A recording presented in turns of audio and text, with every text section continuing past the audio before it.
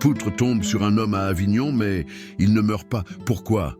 Jean a tout perdu en moins d'un an, son travail, sa femme, sa maison, et pourtant il continue à se lever chaque matin sans comprendre ce qui le maintient debout. Est-ce le hasard, la volonté ou quelque chose de plus grand que lui? Si vous avez déjà senti cette force invisible qui vous empêche de tomber complètement, laissez un commentaire, parce que cette histoire va toucher quelque chose en vous. Abonnez-vous et activez les notifications pour ne rien manquer de ce voyage profond qui commence maintenant. Parce que ce que Jean va découvrir dans les ruines de sa vie va tout changer. Maintenant, commençons par le jour où tout s'est effondré. Avait 54 ans et des mains qui racontaient une vie entière. Des mains larges, calleuses, scarifiées par le ciment et le fer. Des mains qui construisaient. C'était tout ce qu'il savait faire, tout ce en quoi il croyait. À Avignon, dans les quartiers où les façades jaunes se fissurent sous le Mistral, Jean était connu comme un homme solide, pas bavard, pas tendre, mais fiable. Quand on l'appelait pour un mur, une dalle, une rénovation, il venait, il faisait, il partait. Pas de philosophie, pas de questions. Le travail, c'était sa religion. Il n'avait jamais mis les pieds dans une église, sauf pour des mariages ou des enterrements. Et même là, il restait au fond, les bras croisés, mal à l'aise, dans son costume trop serré. La foi, pour lui, c'était bon pour ceux qui avaient peur du vide. Lui, il avait ses mains, et ça lui suffisait, jusqu'à ce que tout s'effondre. D'abord, l'entreprise. 32 ans dans la même boîte. 32 ans à se lever à 5 heures du matin, à avaler un café noir, debout, à enfiler ses bottes de chantier. Un matin de janvier, le patron les avait réunis dans le hangar glacé, visage gris, mots secs, liquidation judiciaire. Jean était resté immobile, le casque à la main, regardant les autres s'énerver, crier, pleurer. Lui, il n'avait rien dit. Il était juste rentré chez lui. Ensuite, le mariage. 27 ans avec Élise, 27 ans de repas silencieux, de dimanche devant la télé, de routine usée jusqu'à la corde. Elle était partie 3 mois après la fermeture de l'entreprise. Pas dans la colère, juste dans la lassitude. Je ne sais plus qui tu es, Jean. Je ne sais même pas si je t'ai déjà su. Elle avait pris 2 valises, laissé les clés sur la table et refermé la porte sans claquer. Puis la maison, les traites impayées, les lettres recommandées, les appels du banquier. Jean avait essayé de négocier, de tenir, de trouver du travail. Mais à 54 ans, sans diplôme, avec juste ses mains et son silence, personne ne voulait de lui. Les chantiers prenaient des jeunes, des rapides, des moins chers. En moins d'1 an, Jean Moreau avait tout perdu. Il dormait maintenant dans un petit studio prêté par un ancien collègue, au 3e étage d'un immeuble qui sentait l'humidité et le tabac froid. Une pièce, un lit, une fenêtre qui donnait sur un mur. Il avait déballé une valise, posé quelques vêtements sur une chaise et laissé le reste dans un coin, comme s'il n'osait pas s'installer, comme s'il attendait que la vie revienne le chercher. Mais elle ne venait pas. Les jours se ressemblaient. Jean se levait sans réveil, par habitude. Il restait assis au bord du lit, les coudes sur les genoux, le regard dans le vide. Il n'avait pas faim, il n'avait pas envie, il n'avait rien. Juste ce silence épais qui remplissait la pièce comme une présence. Il ne priait pas, il ne pleurait pas, il respirait. C'était tout. Un matin de mars, alors qu'il traînait près du marché, un homme l'avait abordé. Petite barbe grise, blouson usé, sourire fatigué. « Tu cherches du travail ?» Jean avait hoché la tête. « On rénove la salle paroissiale de Saint-Michel. Pas grand-chose à payer, mais il y a des repas chauds et du café. Si ça t'intéresse... » Jean avait dit oui, pas parfois, par faim. C'était une petite église de quartier, coincée entre un pressing et un kebab. À l'intérieur, ça sentait la poussière, la cire et le bois vieux. Quelques bénévoles s'affairaient, peindre les murs, réparer les bancs, nettoyer les vitraux. Jean avait pris une pelle, un sac de ciment, et s'était mis au travail, sans parler, sans regarder personne. Ça lui faisait du bien. Avoir les mains occupées, sentir le poids du matériel, retrouver des gestes anciens gravés dans son corps. Pendant quelques heures, il n'était plus un homme brisé. Il était juste un maçon. Mais ce jour-là, en fin d'après-midi, alors qu'il soulevait une vieille poutre en bois pour la déplacer, elle avait glissé, trop lourde, trop rapide. Elle était tombée droit sur lui. Jean avait eu le temps de voir le ciel à travers une lucarne, puis plus rien. Sauf qu'il n'y avait eu ni choc, ni douleur, ni cri. La poutre s'était arrêtée, juste avant, retenue par une chaîne rouillée qu'il n'avait pas vue, accrochée au plafond par miracle. Elle pendait là, oscillant doucement à quelques centimètres de son visage. Jean était figé, le souffle coupé, le cœur cognant dans sa poitrine comme un marteau. Un des bénévoles, un vieil homme aux cheveux blancs, s'était approché lentement. Il avait posé une main sur l'épaule de Jean sans un mot. Puis, dans un murmure presque imperceptible, il avait dit « Ce n'est pas toi qui tiens, Jean, c'est lui. » Jean n'avait pas répondu. Il était resté là, tremblant, les yeux fixés sur cette poutre qui aurait dû l'écraser. Et pour la première fois depuis des mois, quelque chose avait bougé en lui, pas une révélation, pas une lumière aveuglante, juste une fissure, minuscule, mais réelle. Quelque chose venait de commencer. Jean ne parla pas de l'incident, pas ce jour-là, pas les jours suivants, mais il revint à l'église, chaque matin, comme si ses pieds connaissaient le chemin avant que sa tête ne décide. Il travaillait en silence, comme toujours, mais quelque chose avait changé. Ses gestes étaient plus lents, plus attentifs, comme s'il cherchait à comprendre ce qu'il faisait là, au-delà du simple travail. Les autres bénévoles le laissaient tranquille. Il sentait qu'il portait quelque chose de lourd, quelque chose qu'on ne demande pas. Le vieil homme aux cheveux blancs s'appelait Henri. Ancien professeur de philosophie, retraité, veuf depuis 10 ans, il venait tous les jours aussi. Pas pour réparer, juste pour être là. Il apportait du café dans une vieille thermos, s'asseyait sur un banc bancal et regardait les autres s'affairer. Un matin, il tendit une tasse à Jean. « Tu prends du sucre ?» Jean secoua la tête. Henri sourit, versa le café noir et s'assit à côté de lui, sans rien ajouter. Ils restèrent là, en silence, pendant 10 minutes, puis Henri se leva, récupéra sa tasse vide et s'en alla. Cela devint un rituel, tous les matins, café, silence, départ. Jean ne comprenait pas pourquoi cela lui faisait du bien. Mais ça lui faisait du bien. Un après-midi, alors qu'il réparait un volet à l'arrière de la salle paroissiale, Henri s'approcha. Cette fois, il parla. « Tu sais ce que c'est, cette église ?» Jean haussa les épaules, concentré sur sa vis qui ne voulait pas entrer. C'est un endroit où les gens viennent quand ils ne savent plus où aller.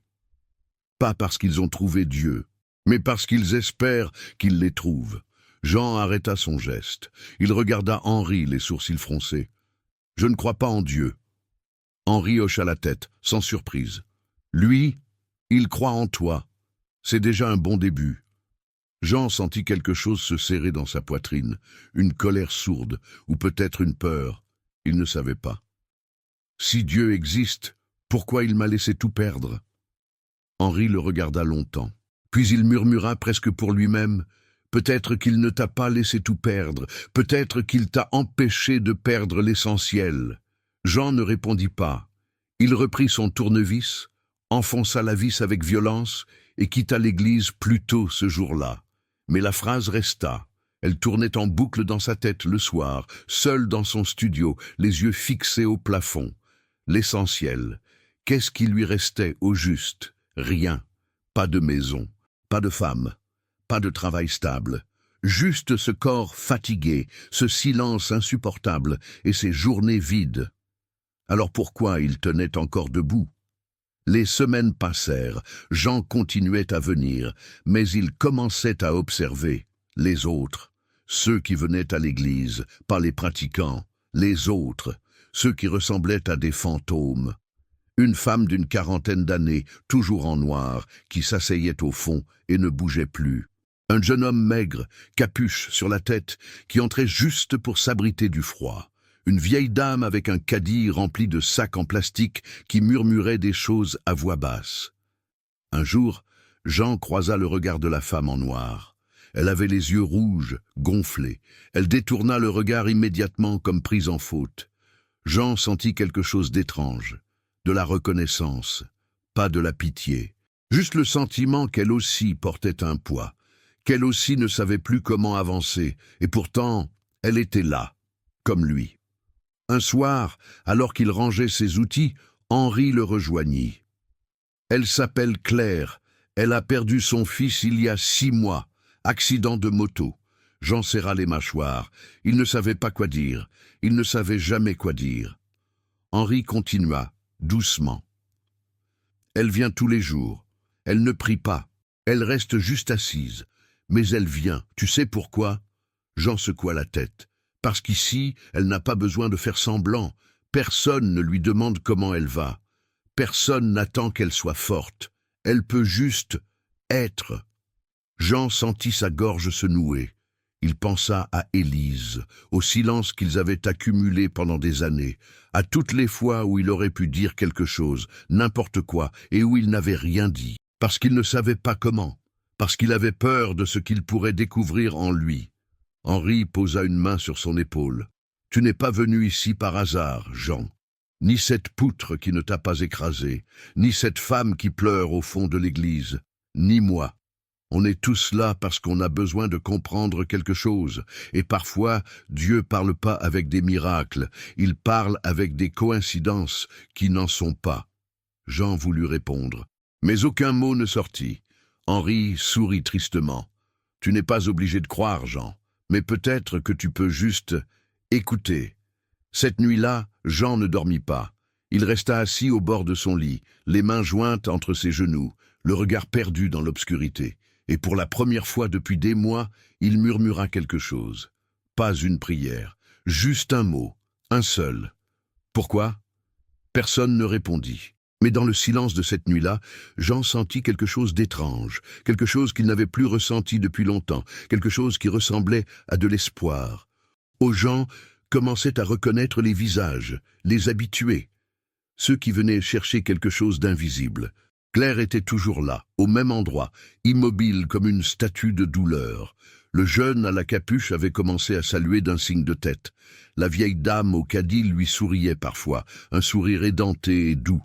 Il se sentait moins seul, pas heureux, mais moins seul. Un matin d'avril, alors que Jean réparait une gouttière, Henri grimpa l'échelle et s'assit à côté de lui sur le toit. Ils restèrent là, les pieds dans le vide, regardant Avignon s'étendre sous le ciel pâle. « Tu as des enfants, Jean ?» La question le prit par surprise.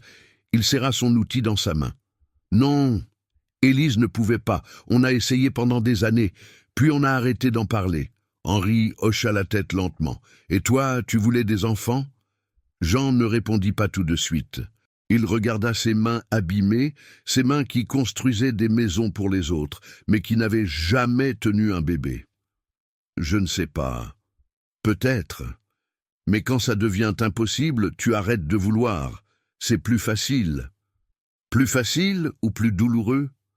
Jean sentit quelque chose se briser en lui. Une digue qu'il maintenait depuis des décennies. Il inspira profondément, les yeux brûlants. Les deux. Henri posa une main sur son épaule. Ils restèrent silencieux, le vent soufflant doucement entre eux. Puis Henri dit quelque chose que Jean n'oublia jamais. « Tu sais ce qui est terrible avec la douleur, Jean? C'est qu'on finit par croire qu'elle est tout ce qu'on mérite, qu'on ne vaut que ça, et on arrête de demander mieux, on arrête de demander tout court. » Jean ferma les yeux. Une larme coula. Une seule, rapide. Il l'essuya avec sa manche. « J'ai tout perdu, Henri. Tout. Et je ne sais même pas pourquoi. » Henri se tourna vers lui, le regard grave. « Peut-être que tu n'as pas tout perdu. Peut-être que tu as juste laissé partir ce qui t'empêchait de voir ce qui compte vraiment. » Jean secoua la tête, la voix tremblante. « Et qu'est-ce qui compte? Hein? Dis-moi. Parce que moi, je ne vois rien. Je me lève, je respire, je dors. C'est tout. C'est ça, ma vie maintenant. » Henri le regarda longtemps, puis il murmura. « Tu es encore là, Jean, debout, vivant, malgré tout. » Et tu ne sais pas combien de gens autour de toi prient pour avoir cette force. Claire, par exemple, elle te regarde parfois. Tu le sais? Jean fronça les sourcils. Pourquoi elle me regarderait? Parce qu'elle voit un homme qui a tout perdu et qui continue, qui se lève quand même, qui travaille quand même, qui existe quand même. Et ça, pour elle, c'est un miracle, parce qu'elle ne sait plus comment faire. Jean sentit quelque chose d'étrange, une responsabilité qu'il ne voulait pas, une connexion qu'il n'avait pas demandée. Je ne suis pas un exemple, Henri. Je suis juste un type qui ne sait pas comment arrêter. C'est exactement ça, le miracle. Ce soir-là, Jean rentra chez lui plus tôt que d'habitude. Il ouvrit la porte de son studio et s'arrêta net. Sur la table, quelqu'un avait posé une enveloppe. Pas de nom, pas de timbre, juste une enveloppe blanche. Il l'ouvrit lentement. À l'intérieur, une lettre écrite à la main. « Monsieur, je ne connais pas votre nom, mais je vous vois tous les jours à l'église. Vous travaillez sans parler. Vous êtes là, même quand tout semble vide. Je voulais juste vous dire merci, parce que vous me donnez envie de continuer un jour de plus, juste un jour. Et parfois, c'est tout ce qu'on peut faire. » Claire? Jean relut la lettre 3 fois. Ses mains tremblaient. Il s'assit sur son lit, la gorge serrée, incapable de respirer correctement. Il pensa à Élise, à toutes les fois où il aurait pu dire quelque chose, à toutes les fois où il s'était tu, à toutes les années où il avait cru que travailler suffisait, que construire des murs suffisait, que tenir suffisait. Mais il n'avait jamais compris qu'il fallait aussi laisser entrer. Les larmes vinrent d'un coup, brutales, incontrôlables. Jean pleura comme il n'avait jamais pleuré, pour Élise, pour les enfants qu'il n'avait pas eus, pour toutes ces années perdues dans le silence, pour cet homme qu'il était devenu, solide à l'extérieur, vide à l'intérieur. Il pleura jusqu'à ne plus avoir de souffle. Puis, dans le silence épuisé de cette nuit-là, il murmura « Je ne sais pas qui tu es, je ne sais même pas si tu existes, mais si tu es là, aide-moi, parce que je ne peux plus faire ça tout seul. » Personne ne répondit. Mais quelque chose en Jean venait de s'ouvrir, quelque chose qu'il avait fermé depuis si longtemps qu'il avait oublié que ça existait, la possibilité d'être sauvé. Et vous, amis qui m'écoutez, avez-vous déjà senti ce moment où tout s'effondre et où pourtant une main invisible vous maintient debout? Si cette histoire vous touche, laissez un commentaire. Partagez votre propre expérience. Chaque témoignage aide quelqu'un d'autre à tenir un jour de plus. Abonnez-vous pour que je puisse continuer à raconter ces histoires qui nous rappellent que nous ne sommes jamais vraiment seuls. Merci d'être là. Maintenant, laissez-moi vous raconter ce qui arriva ensuite à Jean. Jean ne dormit pas cette nuit-là. Mais pour la première fois depuis des mois, ce n'était pas à cause du vide. C'était à cause d'une présence, quelque chose qu'il ne pouvait pas nommer, mais qu'il sentait, comme une respiration dans le silence. Le lendemain matin, il arriva à l'église plus tôt que d'habitude. Claire était déjà là, assise à sa place habituelle. Jean hésita. Puis, il s'avança lentement, la lettre pliée dans sa poche. Il s'assit à côté d'elle, sans un mot. Elle tourna la tête, surprise. Ses yeux étaient cernés, mais il y avait quelque chose de différent dans son regard, quelque chose de moins mort. Jean sortit la lettre et la posa doucement entre eux sur le banc. « Merci. » Claire regarda la lettre, puis Jean. Ses lèvres tremblèrent. « C'est moi qui devrais dire merci ?»« Non. » Jean secoua la tête, la voix rauque. « Vous ne savez pas ce que vous avez fait. Pendant des mois, je me suis demandé pourquoi je me levais encore, pourquoi je continuais. Et hier soir, j'ai compris. Pas pour moi, pour quelqu'un d'autre.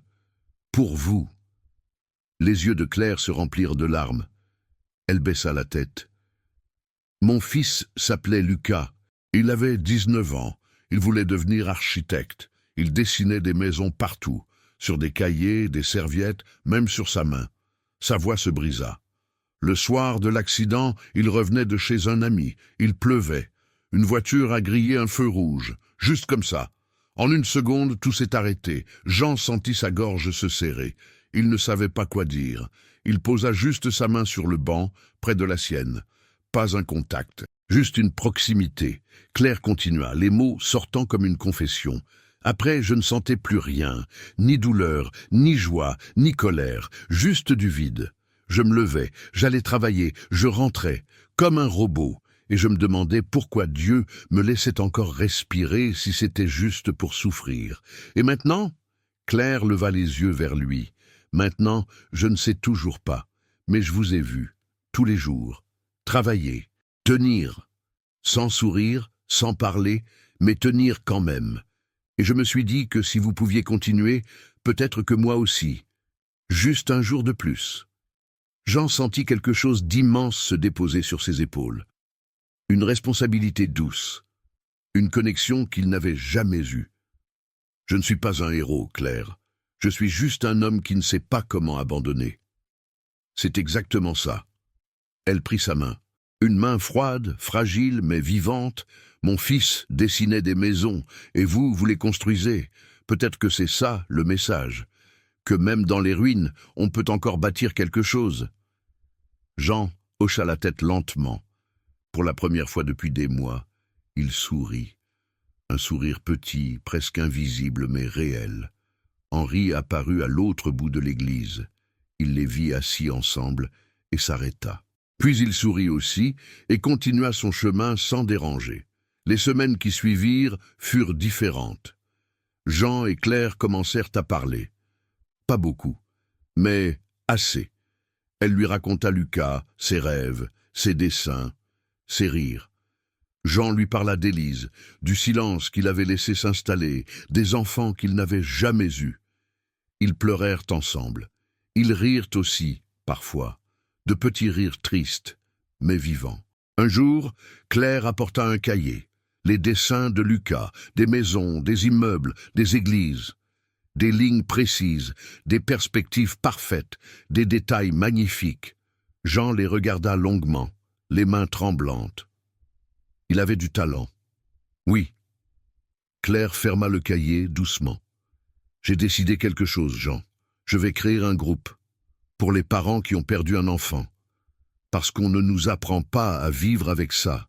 On nous dit juste de tenir, mais personne ne nous dit comment. Jean sentit quelque chose gonfler dans sa poitrine, de la fierté, de l'admiration, de l'espoir. Lucas serait fier de vous. Claire sourit à travers ses larmes. Et Élise serait fière de vous. Ce soir-là, Jean rentra chez lui et s'assit devant une feuille blanche. Il prit un stylo. Et pour la première fois depuis des années, il écrivit une lettre. « Élise, je ne sais pas si tu liras jamais ça. Mais j'avais besoin de te le dire. Je suis désolé pour tout le silence, pour toutes les fois où j'aurais dû parler et où je me suis tu. Tu avais raison. Je ne savais pas qui j'étais. Mais aujourd'hui, je commence à comprendre. Je suis un homme qui construit, pas juste des murs, mais des ponts entre les gens, entre la douleur et l'espoir. Je ne te demande pas de revenir. Je te demande juste de savoir que tu m'as appris quelque chose d'essentiel, que tenir debout ne suffit pas. Il faut aussi ouvrir les bras. Merci.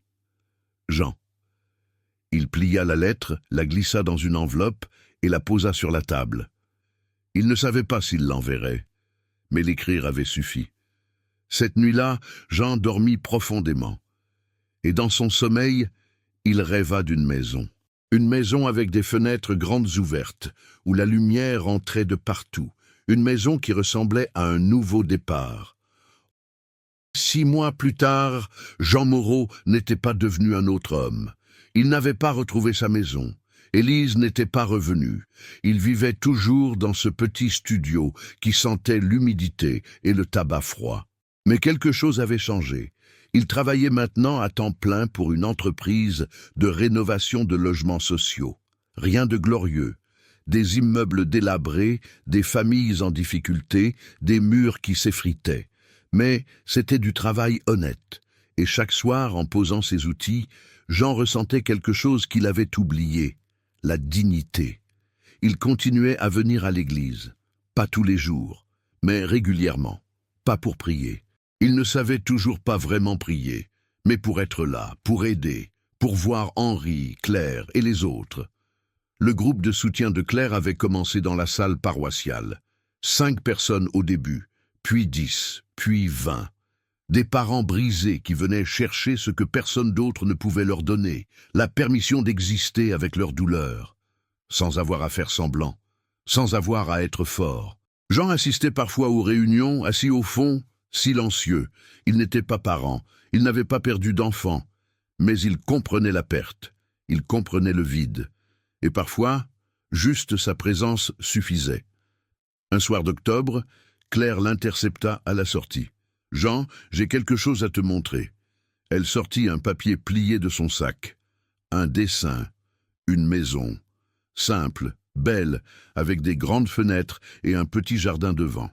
C'est Lucas qui l'a dessiné 2 semaines avant l'accident. Il m'avait dit « Un jour, maman, je te construirai cette maison. » Jean regarda le dessin longuement, la gorge serrée. Claire continua, la voix tremblante, mais déterminée. « J'ai décidé de la faire construire. Pas pour moi, pour le groupe, une maison d'accueil.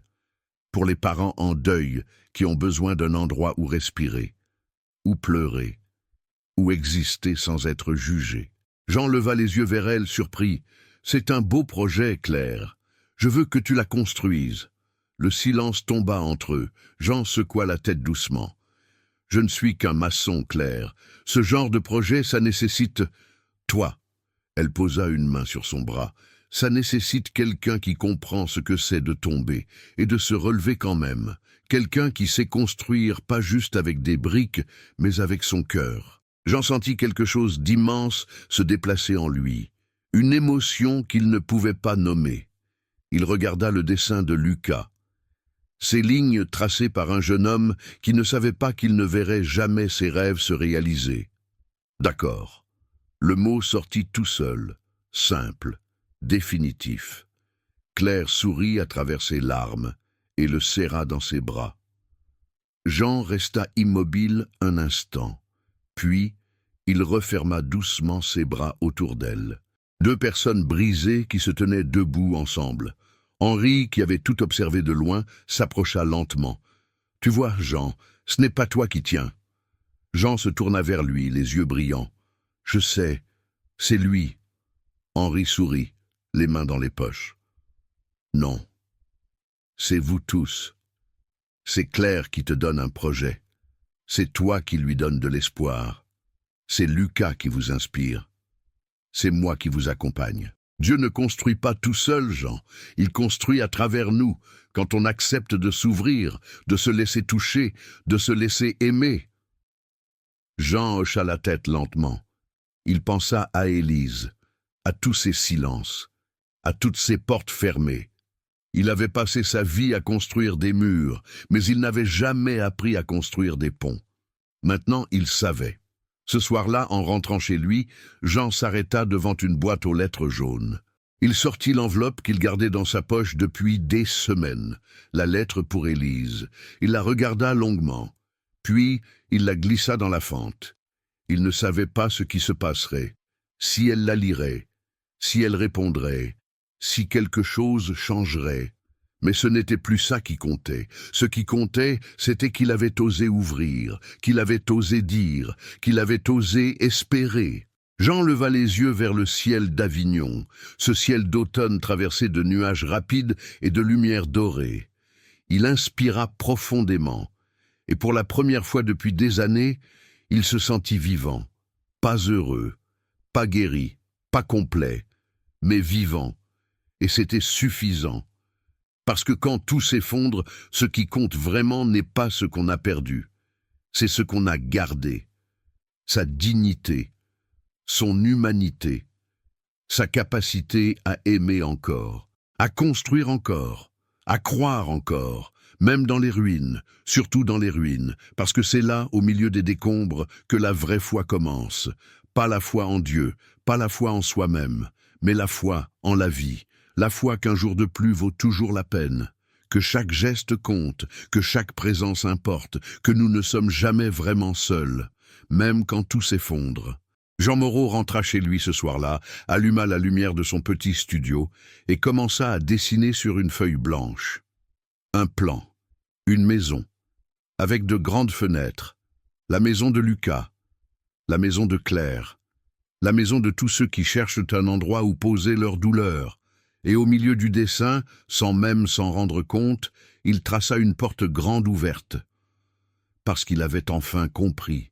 On ne reconstruit pas sa vie en fermant les portes. On la reconstruit en les ouvrant. A compris quelque chose que beaucoup mettent une vie entière à découvrir. Quand tout s'effondre, ce qui reste debout est tout ce qui compte vraiment. Ce n'est pas ce qu'on possède, mais ce qu'on donne. Ce n'est pas ce qu'on construit avec nos mains, mais ce qu'on construit avec notre cœur. Si cette histoire vous a touché, si vous avez reconnu votre propre chemin dans celui de Jean, laissez un commentaire en partageant ce qui vous maintient debout dans vos moments les plus sombres. Abonnez-vous pour que je puisse continuer à vous raconter ces histoires qui nous rappellent notre humanité commune. Et rappelez-vous, même dans les ruines, on peut toujours construire quelque chose de beau. Merci d'avoir été là jusqu'à la fin.